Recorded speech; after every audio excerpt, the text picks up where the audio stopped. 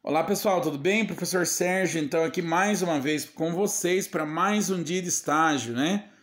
Se Deus quiser aí tá próximo aí de vocês terminarem mais essa etapa, né? Para quem está fazendo aí via online, tá bom?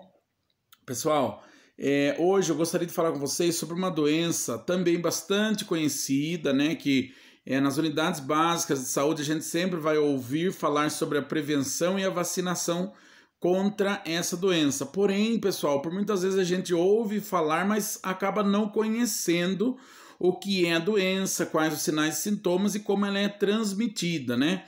E qual que foi a história da doença, por exemplo, aqui no nosso país, tá bom?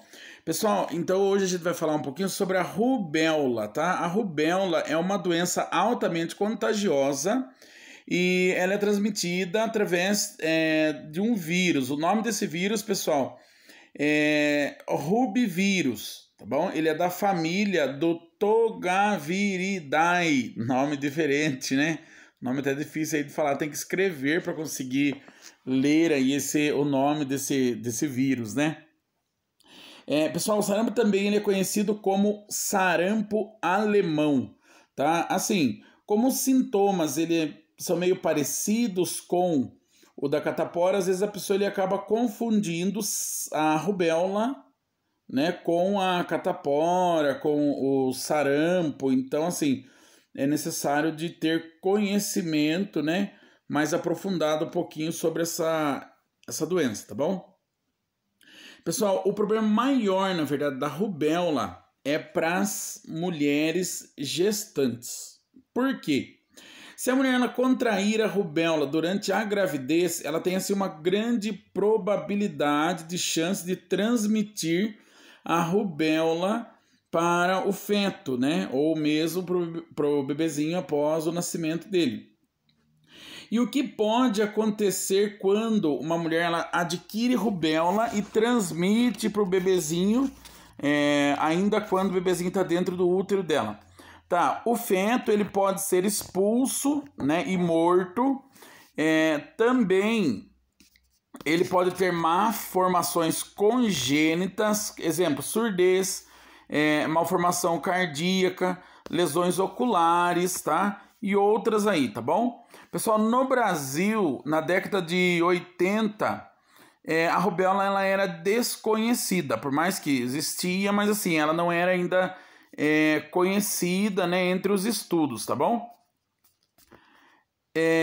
A vacina, pessoal, da tríplice viral. Quem já ouviu falar sobre a vacina da tríplice viral? A vacina da tríplice viral ela tem sarampo, cachumba e rubéola. Ela só foi implantada gradativamente entre os anos de 92 e os anos 2000. Só que naquela época, pessoal, quem que tomava essa vacina? Quem tinha aí entre 1 ano e 11 anos. No ano, então, de 92 a 2000, quem tinha essa idade tomou aí a tríplice viral, tá bom?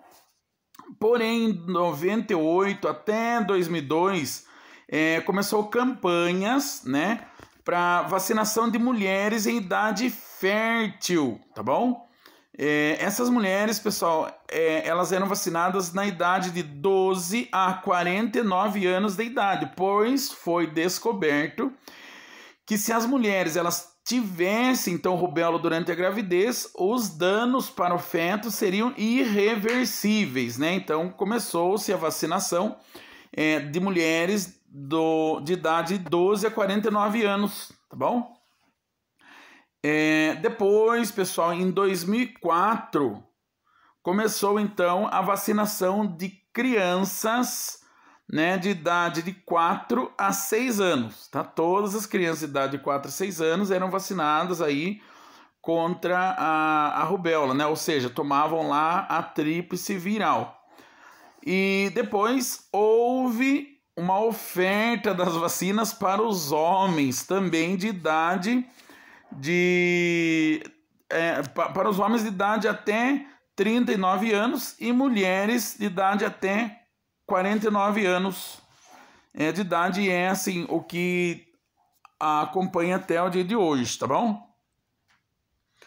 Hoje, pessoal, tem que marcar porque assim, a rubéola é uma doença bastante complicada, pois ela foi uma doença que ela não era conhecida, depois ela apareceu, depois desapareceu, depois voltou de novo. Então assim, a gente tem que acompanhar aqui, eu fiz um esqueminha para me conseguir explicar para vocês, tá bom?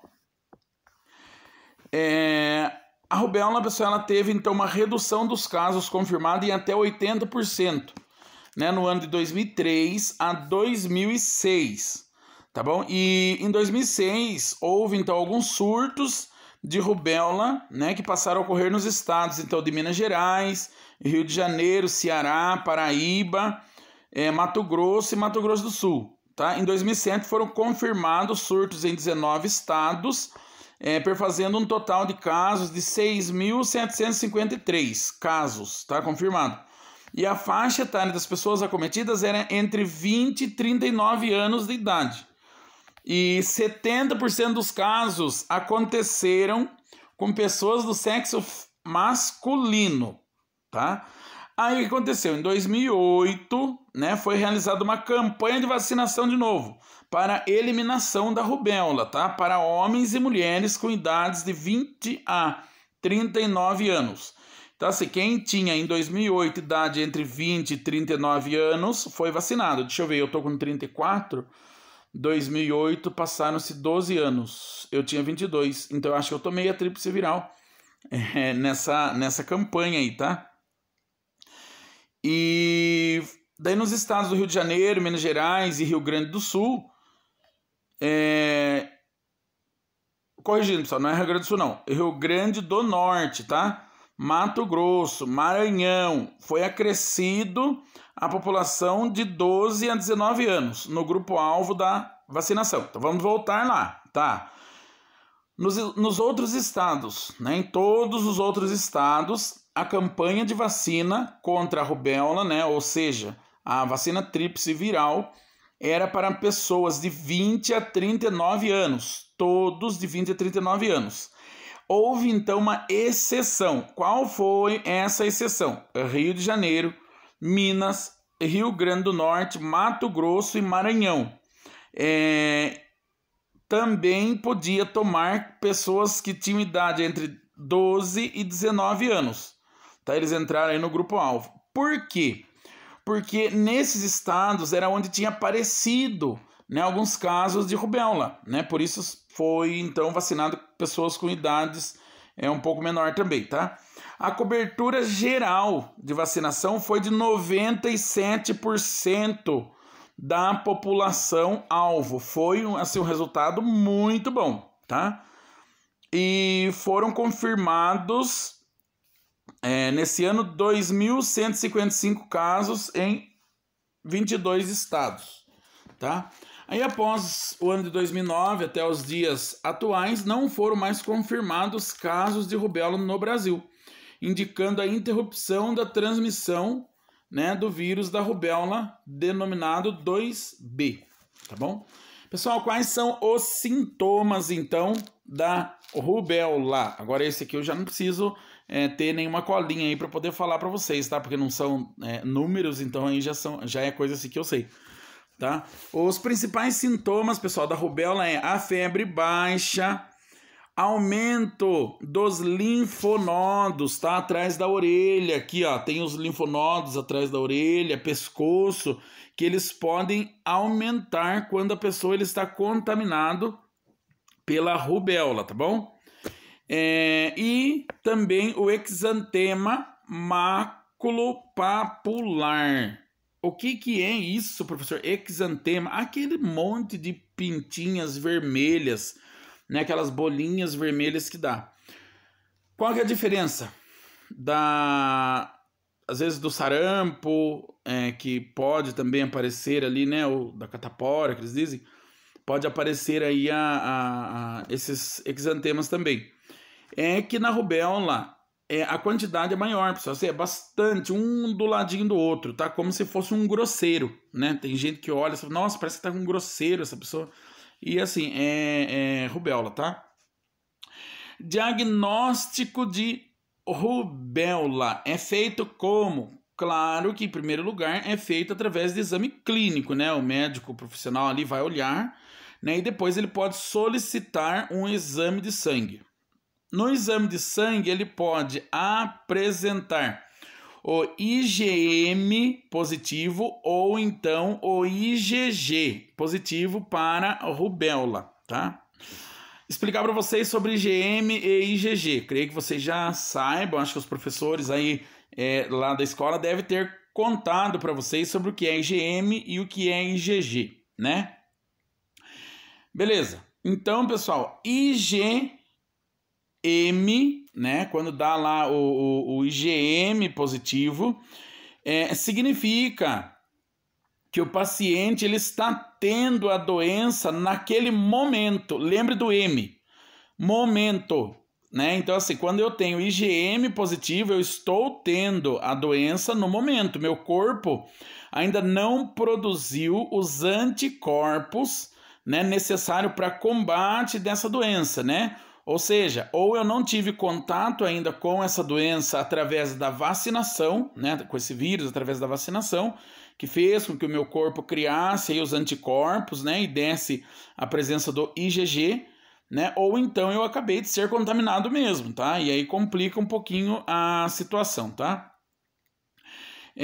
Então, pessoal, IgM momento, tá? Lembre-se, IgM momento. O paciente ele está tendo a doença naquele momento. Se chega, por exemplo, lá no posto de saúde, uma mulher e ela realizou o exame ela está gestante, ela realizou o exame então de rubéola e deu IgM positivo. O que deve fazer? Deve se preocupar, porque ela está com a rubéola presente, ou outra doença mesmo, né, doença viral aí. Ela significa que ela está com a doença presente naquele momento, né? E que pode causar danos ao feto dela, né? Então é complicado. Aí o IgG. O que significa, então, quando eu tenho um IgG positivo? Quando eu tenho IgG positivo, ele significa que eu já tive contato com a doença, com o vírus, né? Através do contágio mesmo com a doença, ou no nosso caso aqui do povo brasileiro, que quase todos foram vacinados, através da vacinação, né, da tríplice viral. Lá eu tive então contato com o vírus, porém meu corpo ele já reagiu contra e produziu o IgG, né? Então eu olho lá no exame de sangue, eu tenho IgG positivo. A mesma mulher chegou lá, mostra para mim o resultado do exame dela, e o dela deu IgG positivo para rubéola, né? Nossa, eu fico contente, porque significa que o corpo dela já reagiu, né, ao vírus da rubéola e não tem perigo mais dela acabar sendo contaminada novamente, né? Ou seja, a vacina fez efeito no corpo dela. Existe, pessoal, pessoas que, por mais que eles tomem a vacina, o corpo deles não produz o IgG, tá? E aí, assim, tem que revacinar, ou então, infelizmente, são pessoas que vão ser suscetíveis aí até mesmo desenvolver essa doença, né? Professor, pode aparecer, por exemplo, um caso de alguém que deu os dois positivos, IgM e IgG? Pode, tá? Existe às vezes alguém, a pessoa que ele teve a doença, né? Porém, assim, a doença é meio recente ainda, assim, menos de 30 dias, menos de 20 dias, né? Então ele pode aparecer lá o IgM e o IgG positivo, porque o nosso corpo ele demora mais ou menos uns 10 dias, né? Assim, uma média, né? 10 dias para produzir para aparecer os resultados de IgG positivo no exame de sangue, não só para a rubéola, mas também para o Covid, por exemplo, né? O Covid agora com 10 dias ele já começa a aparecer aí, em alguns casos, o IgG, né? Vou fazer depois uma aula aí do Covid para a gente saber um pouquinho, né? Principalmente para tirar um pouco de dúvidas, tá bom? Pessoal, então o diagnóstico é feito através do exame de sangue, né? E como que ela é transmitida? Tem aqui o meu roteiro aqui, eu tive que estudar hoje sobre a rubéola para falar para vocês, tá? Como que a rubéola é transmitida? É por vias respiratórias, né? Então, assim, e por aerosóis, né? Então, vamos supor, pessoal, tossir, respirar, espirrar, falar, ela pode transmitir de uma pessoa para outra, né? No Brasil agora, graças a Deus, os casos de rubéola são bem raros, né? Como diz aqui, por quê? porque todas as pessoas quase todos foram vacinados, principalmente pessoas em idade aí, específicas, né? Mulheres em idades fértil, né? E o tratamento, professor, da rubéola, o que eu devo fazer? Tá, o primeiro tratamento, na verdade, é a pessoa tomar vacina para não adquirir a rubéola, né? Porque ela não tem uma medicação específica para matar o vírus, porque é um vírus, e vírus sabe que não existe assim, um remédio específico que consiga acabar com ele, tá? Mas o que acontece? Existem os tratamentos para os sintomas. Exemplo, a pessoa está lá com uma febre, né? O médico pode administrar uma medicação, por exemplo, para febre, né? Então, cada caso é um caso, né? Cada situação ali é uma situação, tá bom? O tratamento, pessoal, é oferecido pelo SUS gratuitamente para todas as pessoas. E como prevenir, então, a rubéola? A prevenção, pessoal, é feita por meio da vacinação, tá? Ela está disponível nos postos de saúde para crianças a partir agora de 12 meses de idade, né? E na vacina tríplice viral, né? Ela foi implantada a partir de 92, como eu já disse, até lá o ano 2000, só para vocês não esquecerem, tá? A faixa etária que foi estabelecida primeiro, quantos anos? De 1 ano a 11 anos de idade, que se mantém até a presente data, né? Depois ela passou para, entre 98 e 2000, foram realizadas campanhas de vacina, né, para as mulheres em idade fértil na faixa etária de 12 a 49 anos de idade, com o objetivo de eliminar aí a rubéola. A segunda dose da vacinação ela foi implantada então, em 2004 para a faixa etária de 4 a 6 anos de idade, e para os homens e mulheres a vacina também está disponível para a faixa etária de 12 a 49 anos de idade, tá? Para as mulheres de 12 a 39. Então, homem de 12 a 49, mulheres de 12 a 39 anos de idade. Ah, professor, por que a mulher é 12 a 39? Porque assim, eles fizeram lá um balanço e viram que normalmente a mulher ela vai engravidar até os 39 anos, né? Já o homem, ele pode ser pai com uma idade um pouco maior, por isso que aumenta então aí a idade dele. Professor, mas o que tem a ver o homem se ele não vai engravidar? O que tem a ver ele tomar a vacina? Ele precisa tomar a vacina porque ele pode passar para a companheira dele que está gestante. No caso, por exemplo, se ele se contaminar com a rubéola, né? Se ele não tiver aí, já não tiver tido contato com a rubéola e não tiver lá o IgG positivo para a rubéola, né? A situação, pessoal, epidemiológica, então, no Brasil, né? Quando a gente trata-se de rubéola, ela foi uma doença que foi incluída na lista de notificação compulsória, viu? Lembre disso, sabe por quê? Sempre em provas de concurso, eles perguntam se a doença é de notificação compulsória ou não. Tá? Então, a rubéola é de notificação compulsória e ela só foi inserida no ano de 1990, tá? No segundo semestre, ainda, né? Na metade da década de 90. Foi inserida como uma doença de notificação compulsória, tá? E em 97, pessoal, o ano que o Brasil enfrentou a última epidemia de sarampo, foram notificados cerca de 30 mil casos de rubéola, sendo que no período de 99 a 2001 ocorreram surtos em vários estados, né? No período como a gente já tinha falado lá, tá bom? Pessoal, então assim, a gente precisa, acho que as orientações hoje, orientações sobre rubéola para os profissionais da área de saúde. Primeira coisa, é o acompanhamento e a atualização dos profissionais de saúde quanto à identificação e notificação imediata de um caso suspeito de rubéola. Tá, por que, professor, que eu preciso notificar? Precisa notificar, o profissional da área de saúde ele tem que notificar se houve algum caso de rubéola, para poder ter aí o isolamento também desse paciente, né, durante o tratamento, tá bom? Para que não seja transmitido para outras pessoas que ainda não foram vacinadas ou não tiveram contato ou às vezes não tiveram aí uma boa resposta imunológica quanto à vacina que tomaram, né?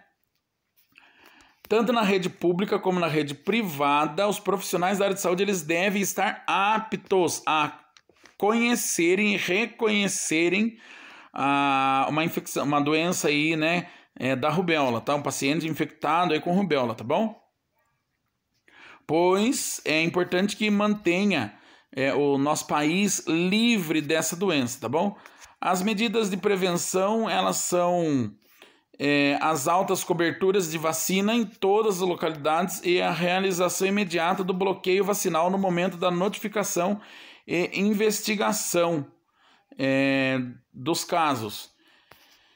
Então, exemplo, imagine só o que a gente precisa, o que precisa ser feito, tá?